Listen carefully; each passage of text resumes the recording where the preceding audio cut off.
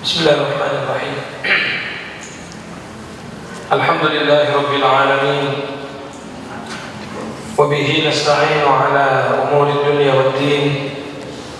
Wassalatu wassalamu ala asyrafil anbiya'i wal mursalin Sayyidina wa nabiyyina wa maulana Muhammadin wa ala alihi wa sahbihi ajma'in.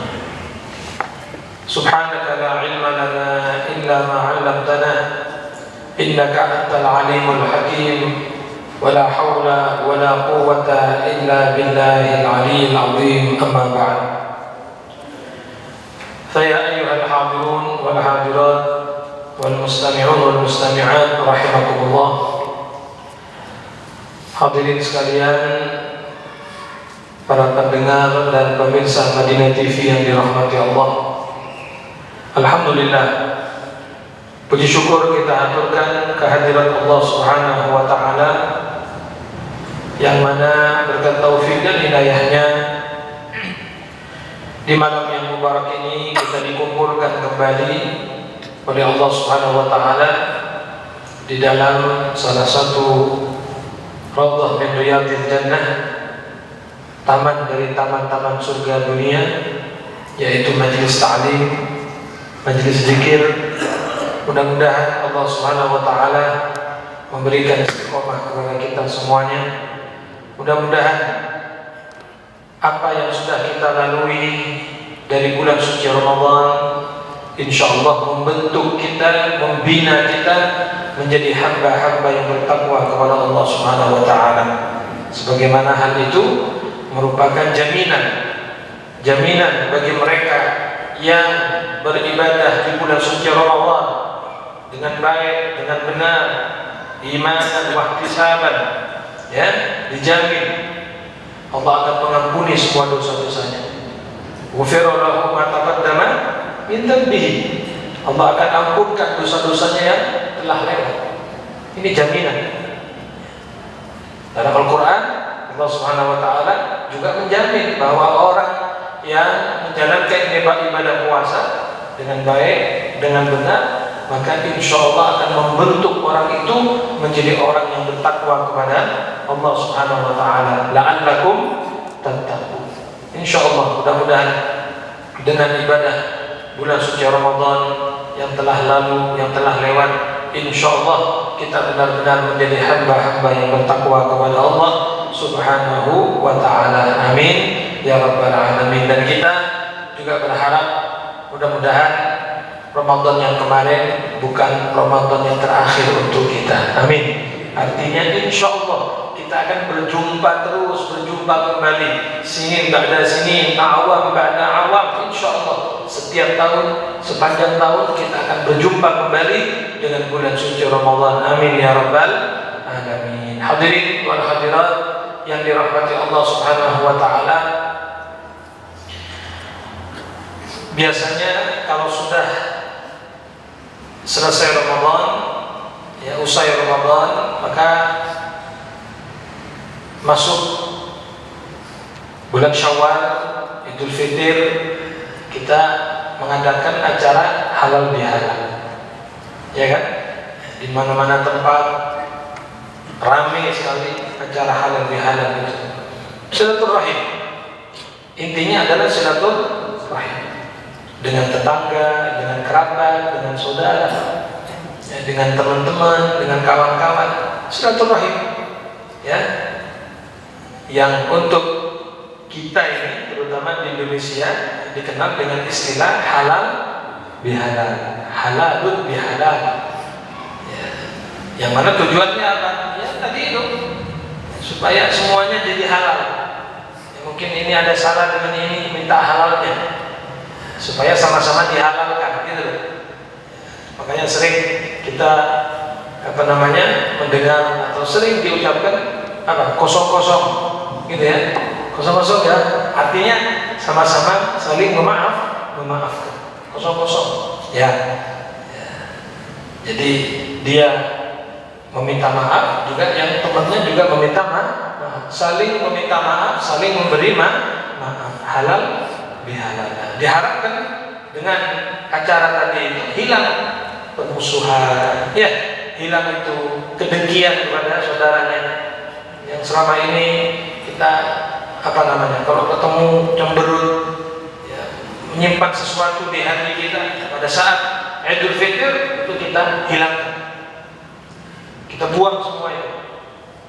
Menyimpan kebencian, ya, hati-hati.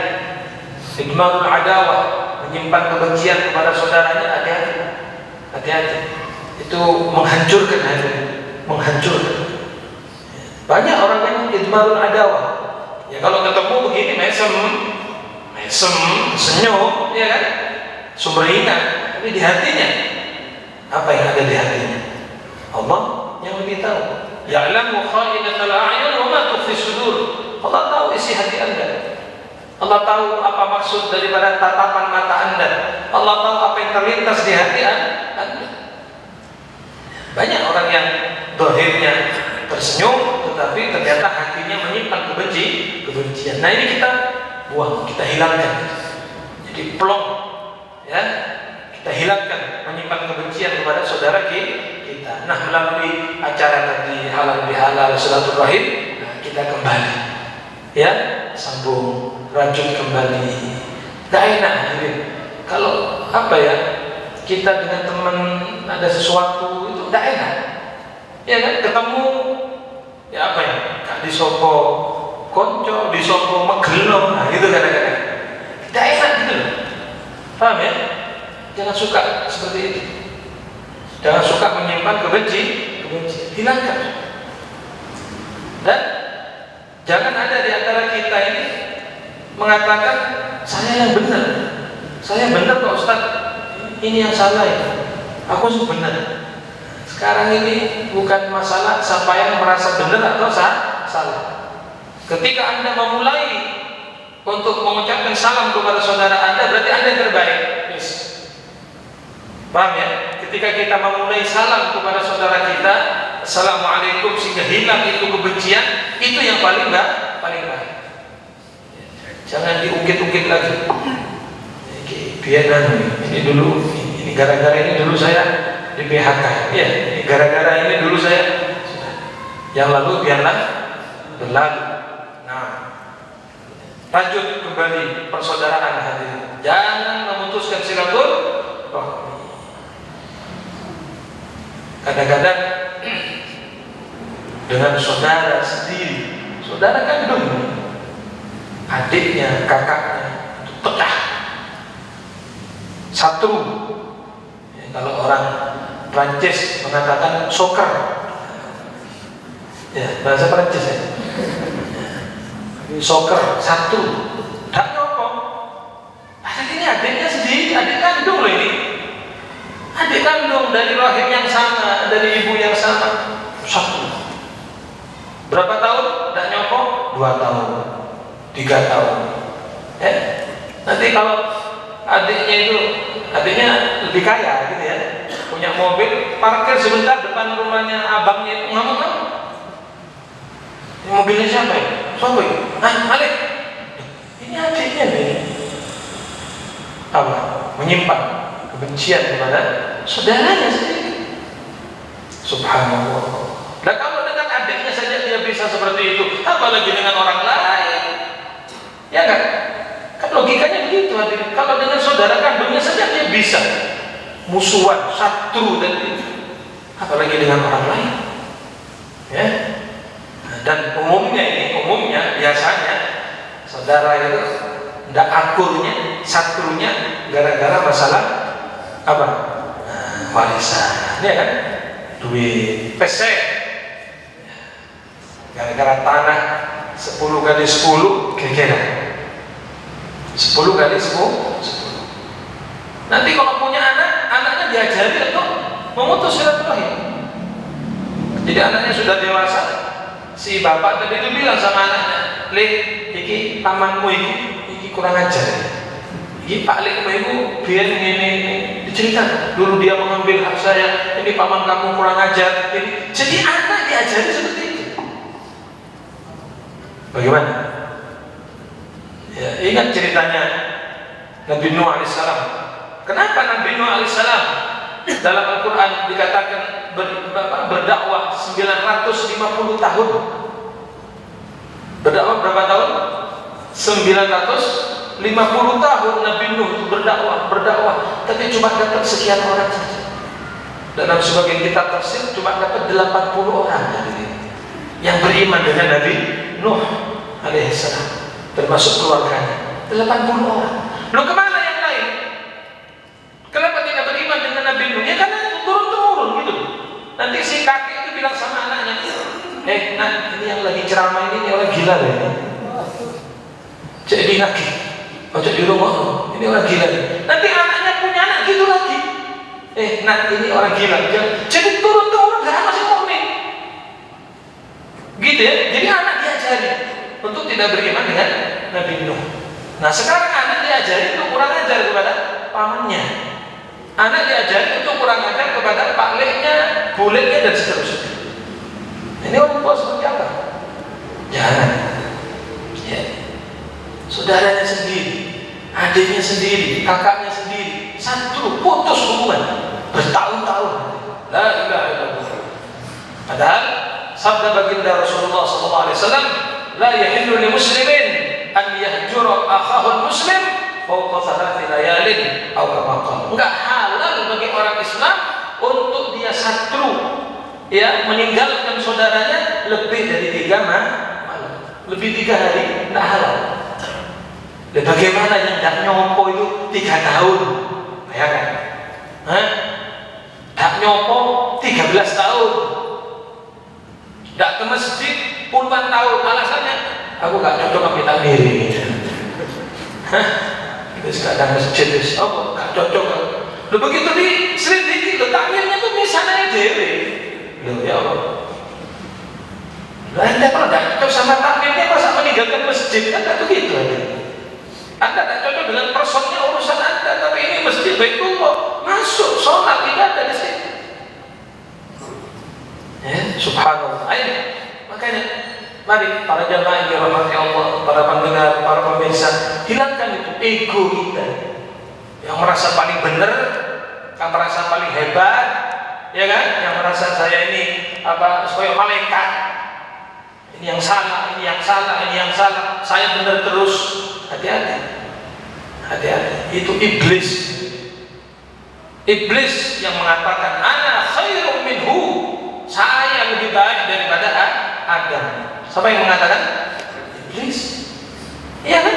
Ingat, iblis itu dilaknat oleh Allah Subhanahu wa taala bukan karena kebodohannya. Karena iblis aliman kabira lakinnahu adalla alaman katsira.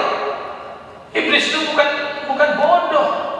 Iblis itu alim katanya, pintar dia, tetapi dia menyesatkan banyak manusia. Iya, karena adanya al-kibir, al-azamah. Dia memandang dirinya hebat, gitu loh hadirin. Memandang dirinya paling top, paling baik, sehingga yang lain direndahkan. Nabi Adam, oh Adam, ya kan? Ana khairum minhu, ya Allah saya lebih baik daripada Adam. Khalaqtani min nar wa khalaqtahu min tin. Saya lebih baik daripada Adam. Saya dari api, Adam itu dari tanah. Hati-hati. Ketika ada seorang manusia mengucapkan saya lebih baik daripada ini, berarti itu adalah ucapannya iblis, yang dengan ucapan itu dia dilaknat oleh Allah Subhanahu wa taala. Mungkin sudah pernah kita ceritakan di majelis ini. Ada satu orang itu disebut-sebut gitu ya. Viral kalau bahasa sekarang viral di kalangan sahabat. Wah, dipuji-puji. Orang-orang mengatakan, ya Rasulullah, ini ada orang begini, orangnya itu ahli ibadah, orangnya ahli. Tak tahunya orang tadi muncul masuk ke masjid. Orang yang dipuji tadi itu, orang yang viral tadi masuk ke masjid. Lalu sahabat mengatakan, ya Rasulullah, ini orang ini datang. Orangnya itu mantuk-mantuk hadirinnya, bawa sandal dikempit, kan kayak orang apa namanya, orang tawaduk lah, orang ahli ibadah, zuhud, kayaknya mantuk-mantuk. Ya kayak anda kalau ngaji kan mantuk-mantuk biasanya. Apa? Oh mantuk-mantuk masuk masjid. Orang-orang memuji, ya Rasulullah, ini yang begini. Rasulullah diam saja. Dilihat sama Rasulullah orang tadi. Lalu Nabi mengatakan apa? Nih, dengarkan semua ini ya. Apa kata Rasulullah? Apa sabda Rasulullah? Fulan. Nabi mengatakan begini, yang artinya aku melihat ada setan di kepalanya orang ini. Aku lihat ada setan di kepalanya. Loh, ini orang dipuji loh ya sama sahabat, disanjung loh ini, viral loh ini. Mungkin kalau waktu itu ada YouTube, masuk YouTube loh ini. Dipuji, disanjung. Tapi apa kata Rasulullah? Aku lihat ada setan di kepalanya orang ini. Ada setan. Maka Nabi mengatakan, kamu waktu masuk masjid tadi, apa yang terlintas di benakmu? Kamu apa? Ngomong apa kamu di hati kamu? Maka dia ya terbuka sudah kedoknya. Dia mengatakan, nah ya Rasulullah, saya waktu masuk masjid tadi ini, saya punya kerentek, saya punya perasaan di dalam hati saya, tidak ada di masjid ini yang lebih baik daripada saya. Tidak ada yang lebih baik daripada saya. Lupa itu masjid, ada Rasulullah di situ. Ya kan, ada sahabat Abu Bakar ada. Masa dia berani di hatinya itu kerentak saya paling baik yang ada di masjid ini? Oh, pantas. Maka Nabi mengatakan ada setan di kepalanya. Artinya apa? Ketika dia masuk masjid dia merasa paling baik. Itulah hadirin. Paham ya? Merasa paling hebat di antara semua yang hadir ini. Saya orang paling baik, saya orang paling ini, saya. Ya itu yang menjadikan dia setan ada di kepalanya. Walaupun orang memuji kita, dan kemudian kita merasa yang paling top, yang paling baik. Terus kayak nyekel kuncinya suara kum. Ingat, banyak orang dipuji-puji tapi malah jadi ahli neraka. Banyak orang disanjung, orang dipuji malah dia ahli neraka.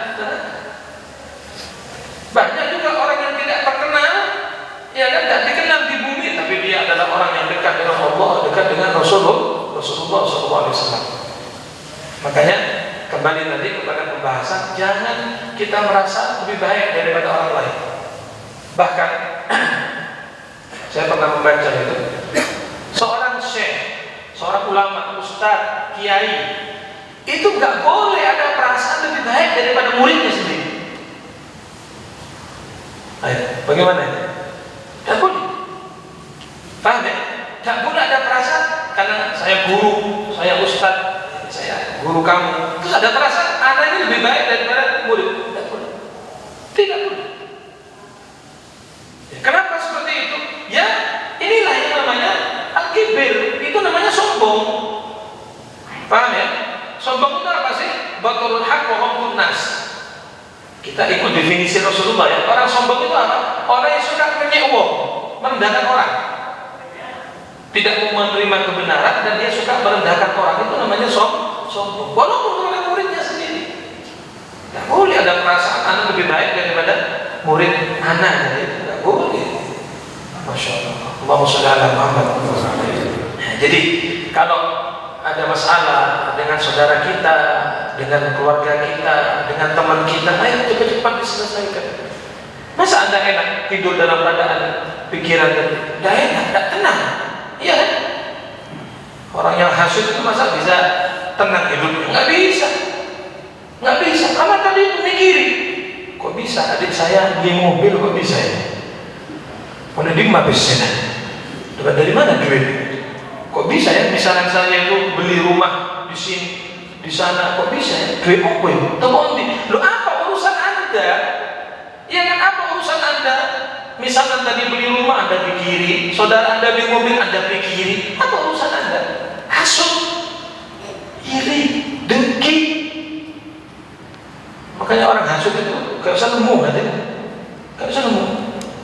Kalau saya lihat orang kurus-kurus curiga saya. Hah? Kok gak lemu-lemu ya? Mana yakin loh Anda? Kok gak lemu-lemu? Ya karena tadi mikirin orang terus. Pak, ini guyap-guyap ya, nanti yang kurus tak terima nanti ya. Kepikiran, kok bisa? Adik saya lebih kaya dari saya. Kok bisa? Kok bisa? Tidak usah. Itu rezekinya Allah Subhanahu wa Ta'ala. Hadirin wal hadirat yang dirahmati Allah Subhanahu wa taala. Sayyiduna Al-Imam Ali bin Abidin radhiyallahu anhu, itu beliau di antara nasihat-nasihatnya kepada putra-putra beliau mengatakan, la tusahib qati'a rahim. Wahai anak-anakku, kata Sayyidina Ali bin Abidin, kamu jangan berteman, berkawan dengan orang-orang yang suka memutuskan silaturahim. Fa inni wajadtuhu mal'unan fi kitabillah. Aku melihat, kata beliau, orang yang suka memutus silaturahim itu adalah orang-orang yang dilaknat oleh Allah Subhanahu wa taala. Jadi beliau mewanti-wanti kepada anaknya, ya, kamu jangan dekat dengan orang yang suka memutus silaturahim. Kenapa? Itu orang dilaknat sama Allah. Kalau ente dekat dengan orang itu, maka jangan-jangan juga ada pencipratannya, gitu ya. La tusahib qati'ah. Kamu tinggal, jangan duduk kamu dengan orang yang suka memutus silaturahim. Pernah suatu saat diriwayatkan Rasulullah SAW duduk dengan para sahabat. Tiba-tiba Rasulullah SAW mengatakan, siapa di antara kalian yang memutuskan kekerabatan keluar dari majelis. Ya, Nabi tidak menyebut orang, ya. Nabi mengatakan siapa yang memutus silaturahim keluar dari majelis. Akhirnya ada satu pemuda keluar dari majelis Rasulullah, keluar. Nah, rupanya pemuda ini dia ada cekcok dengan bibitnya. Ya, ada masalah gitu loh. Ada masalah dengan bibitnya. Akhirnya dia pulang. Si pemuda tadi itu datang ke rumah bibitnya terus minta maaf. Paham nih? Minta maaf, wis clear masalah. Berarti kan kembali, ya, nyambung silaturahim. Lalu dia kembali ke majelis Rasulullah. Kembali dia ke majelis Nabi Muhammad. Nah, ketika dia kembali ke majelis Rasulullah, maka diterima oleh Nabi. Diterima, dia duduk lagi. Kemudian Rasulullah bersabda, "Inna rahmata la tanzilu ala qaumin fihim qati'ur rahim." Rahmat Allah itu tidak akan turun di satu majelis kalau di situ ada orang yang suka memutus silaturahim. Jadi rahmat ini mestinya turun. Ya, ada pengajian, ada majelis rahmat turun. Tapi gara-gara ada satu orang yang memutus silaturahim, nggak turun itu rahmat. Yang jadi turun itu rahmat. Inna rahmata la tanzilu ala qaumin fihim qati'ur rahim. Sesungguhnya rahmat Allah tidak akan turun pada satu kaum kalau di dalam kaum itu ada orang yang memutus silaturahim. Makanya Nabi menyuruh keluar. Ya, sampai itu pemuda minta maaf kepada bibitnya, lalu dia kembali lagi ke majelis Rasulullah Shallallahu Alaihi Wasallam. Ada satu cerita, ini cerita disebutkan oleh Imam Ibnu Hajar Al-Haytami, juga oleh ulama-ulama yang lain. Ada cerita, ma'asyiral hadirin yang dirahmati Allah. Ada satu orang kaya, ya, ada satu orang kaya, dia pergi haji. Mudah-mudahan kita bisa menunaikan ibadah haji, ibadah umrah. Amin ya rabbal alamin. Sesampainya dia di Mekah Al-Mukarramah, orang yang kaya tadi ini nitip duit 1000 dinar. Ya, 1000 dinar. Satu dinar itu kalau diuangkan mungkin sekitar 2 jutaan lah, kurang lebih, ya, kurang lebih 2 jutaan. Karena satu dinar itu beratnya sekitar 4,25 gram, ya, uang dinar, uang kertas, ya. Uang dinar kan logam, ya. Jadi satu dinar itu kurang lebih 4,25 gram. Nah, kalau emas 1 gram itu 500.000, ya kan? Berarti kan kurang lebih berapa berarti? Kali 4, 2 juta. Jadi kurang lebih, ya, satu dinar itu, satu logam dinar kurang lebih 2 juta rupiah, kurang lebih. Berarti kalau 1000 dinar berapa? 2 miliar, ya kan? Oke, dia titip uang 1000 dinar atau kurang lebih 2 miliar, 2 M. Dititipkan kepada siapa? Kepada orang di Mekah itu yang terkenal amanat, ini orang amanah, ini orang soleh, nitip 1.000 dinar. Selesai, dia menjalankan ibadah haji sampai selesai semuanya, maka dia kembali ke rumahnya orang yang dititip itu. Ketika dia kembali ingin mengambil uangnya, dan tahunya orang yang dititip itu sudah meninggal dunia. Meninggal dunia. Fasa'ala warathatahu 'anil mal. Maka dia kan tanya sama keluarganya, anaknya, istrinya, ahli warisnya, ya kan? Apakah ayah Anda nitip uang 1.000 dinar itu uang saya titip kepada ayah Anda? Kata anak-anaknya, nggak ada. Bapak saya nggak nitip apa-apa. Nggak mungkin ngasih ini, nggak ada titipan. Nggak tahu saya. Waduh, bingung ini. Wrong lagi 1.000 dinar. Akhirnya tidak ada yang tahu, maka dia datang kepada salah satu ulama di Mekah. Dia sharing, dia bertanya bagaimana ini solusinya. Ini keluarganya tidak ada yang tahu di mana si bapak tadi itu menyimpan uang yang 1.000 di. Maka ulama mengatakan begini aja, nanti kalau tengah malam kamu datang ke sumur Zam-Zam, ya, kamu datang ke sumur Zam-Zam, lalu kamu panggil namanya orang yang meninggal, kau panggil di sumur Zam-Zam. Kalau dia betul-betul min ahlil khair, kalau dia memang orang baik, orang soleh, min ahlil jannah, maka dia akan menjawab di awal marah.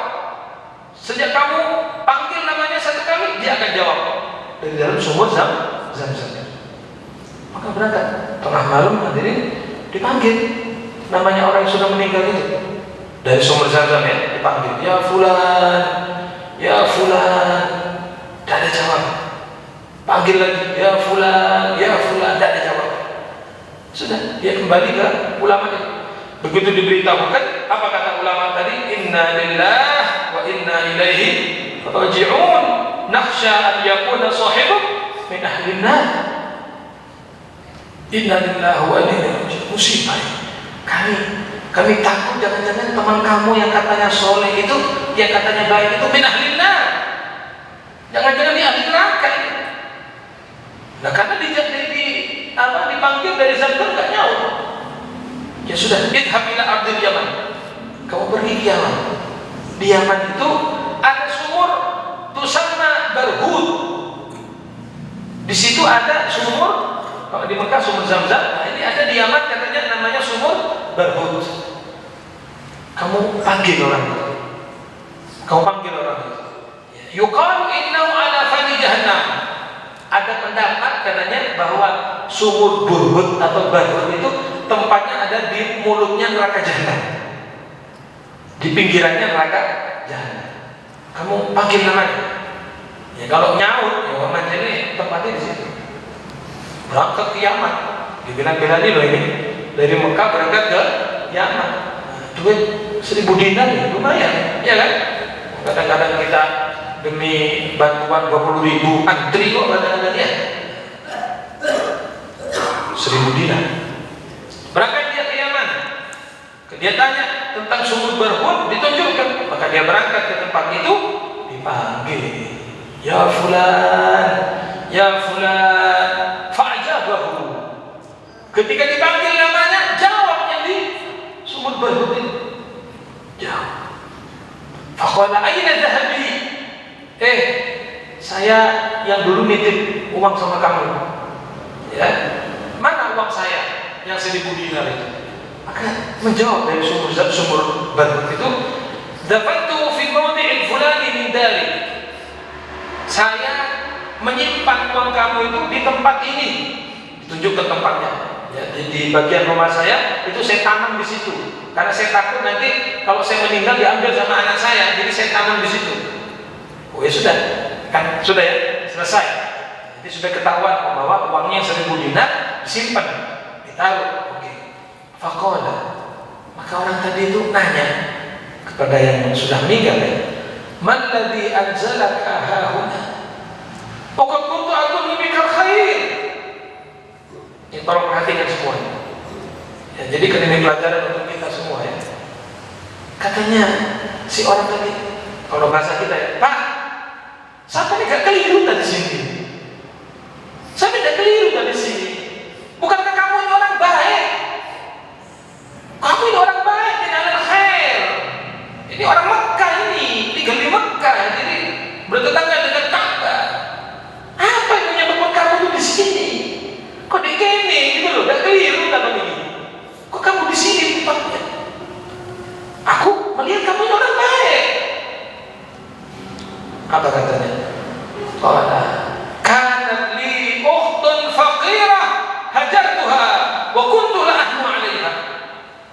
Iya, betul. Bertetangga dengan Ka'bah, bertetangga dengan Masjidil Haram, tiap saat bisa umrah, tiap saat bisa sholat di Masjidil Haram. Orang menyangka dia orang baik, orang menyangka dia minal khair, tetapi ada satu dosa, ada satu kesalahan. Apa dia bilang? Saya punya saudara perempuan yang fakir, yang miskin, yang tidak pernah memperhatikan. Punya adik atau punya kakak perempuan miskin, dia tidak peduli dengan saudaranya tadi. Malah diputuskan hubungan dengan saudara perempuannya. Wa kuntu la ahnu 'alaiha. Aku tidak perhatian kepada saudariku tadi itu. Fa'aqabani Allah bisababiha. Maka dengan sebab itulah aku diberikan siksaan oleh Allah. Aku ditempatkan di sini oleh Allah Subhanahu wa taala. Na'udzubillahi min. Paham kan hadirin ya? Ini disebutkan dalam kitab Irsyadul Ibad, juga dalam kitab Az-Zawajir an Iqtirafil Kaba'ir, dan dalam kitab-kitab yang lain. Ya, jadi ini cerita bukan bukan fiktif ya. Ini cerita benar disebutkan di dalam beberapa referensi kitab-kitab. Jadi hati-hati. Walaupun kita ini alhamdulillah kita sholat ya, kita puasa, kita mungkin ada yang ahli Quran, ada yang hafal Quran berkali-kali, tapi kalau ini tidak kita perhatikan, saudara tidak kita perhatikan, sekali lagi ya, dulu saudara keluarga miskin gak diperhatikan, adiknya miskin gak direken, saudaranya miskin gak direken. Hati-hati, hati-hati. Jangan kita ini merasa bangga, saya ahli zikir, saya ahli ini. Ini batuk saya sampai apa? Bukan hitam, gosong. Saya ini ahli tirakat saya. Tapi kalau anda hubungan dengan manusia tidak baik, hati-hati. Terutama dengan keluarga. Oke? Nih cerita, jadikan pelajaran. Ini orang baik, ini orang katanya soleh, tapi gara-gara punya saudara perempuan tidak diperhatikan, malah diputus hubungan, maka dia diadab oleh Allah Subhanahu wa taala. Na'udzubillah. Mudah-mudahan Allah Subhanahu wa taala menjadikan kita semuanya ahli silaturahim. Amin. Insyaallah kita semuanya menjadi anak-anak yang birrul walidain, yang bakti kepada kedua orang tua kita.